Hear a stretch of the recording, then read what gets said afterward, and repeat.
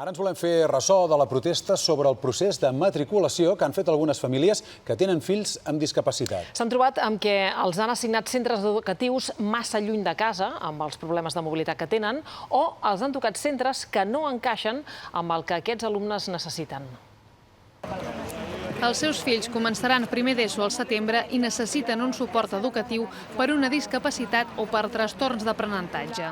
A poques hores que s'acabi el període per matricular-los, es plantegen no fer-ho en senyal de protesta.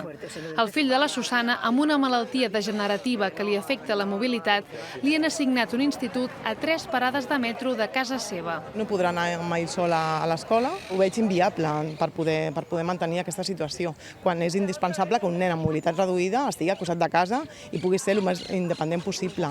L'Anna buscava per al seu fill una ESO adaptada en 6 anys i li han adjudicat d'ofici un centre especialitzat en formació i inserció laboral, que atén joves a partir dels 14 anys. Ellos nos manifiestan que son los primeros sorprendidos en esta adjudicación de plazas y que, bueno, que no es su proyecto pedagógico, pero que le atenderán lo mejor que puedan. Els alumnes amb necessitats educatives especials poden optar a places reservades, però tot i així no han entrat en cap de les opcions que havien demanat a la preinscripció. Tampoc el fill de la Berta, a qui li han adjudicat una escola concertada quan només havia sol·licitat centres públics. No saps per què no has entrat a l'escola on has entrat, per què has entrat a la que t'han adjudicat i quines opcions tens. Totes estem disposades a asseure'ns i a buscar solucions possibles, però aquest diàleg no existeix perquè no ens atén ningú.